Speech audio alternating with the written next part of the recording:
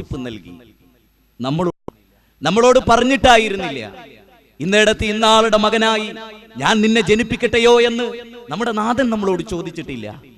എന്നോടും നിങ്ങളോടും ചോദിക്കാതെ, നമ്മളോട് പറയാതെ എല്ലാ വീടുകളിലും കയറി വരുന്നൊരു യാഥാർത്ഥ്യമുണ്ട്.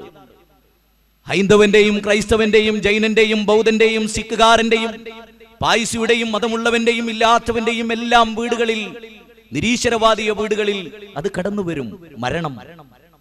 ആ മരണമെന്ന യാഥാർത്ഥ്യത്തിന് എല്ലാവരും കീയൊതുങ്ങണം. സമർത്ഥനായ സീസറും പ്രസിദ്ധനായ ഹോമറും സമർത്ഥമറ്റ സോളമൻ തുടങ്ങിയുള്ള വിജ്ഞരും അമർന്നുപോയി കാലചക്ര വിഭ്രമത്തിലെങ്കിലി നമുക്ക് പിന്നെ എന്ത് ശങ്ക.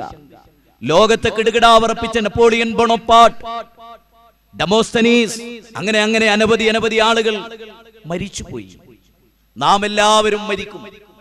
എല്ലാവരും ശവമഞ്ചത്തിലേറി ഒന്നെങ്കിൽ പള്ളിക്കാട്ടിലേക്ക്, അല്ലെങ്കിൽ സെമിത്തേരിയിലേക്ക്, അല്ലെങ്കിൽ ചുടലക്കളത്തിലേക്ക് എല്ലാവരും യാത്രയാകും.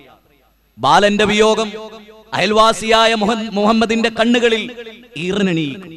തന്റെ പ്രിയ സുഹൃത്തായ മുഹമ്മദിന്റെ മരണം സുബ്രഹ്മണ്യന്റെ കണ്ണുകളിൽ കണ്ണുനീരുണ്ടാകും. പ്രിയപ്പെട്ട ഭാര്യയുടെ വിയോഗം ഭർത്താവിന്റെ മോഹങ്ങളെയും അഭിലാഷങ്ങളെയും എല്ലാം നശിപ്പിച്ച് ഭാര്യ പിരിഞ്ഞു പോകുമ്പോ ഭർത്താവ് പൊട്ടിക്കരയും.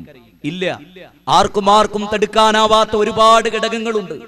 ഇന്നിതെല്ലാം ഒരുക്കി നിങ്ങളെ ക്ഷണിച്ചു വരുത്തി വൈകുന്നേരമായപ്പോൾ കാർമേഘങ്ങൾ അങ്ങ് ഘനീഭവിച്ചു വന്നു. ആർക്ക് നിയന്ത്രിക്കാനാവും?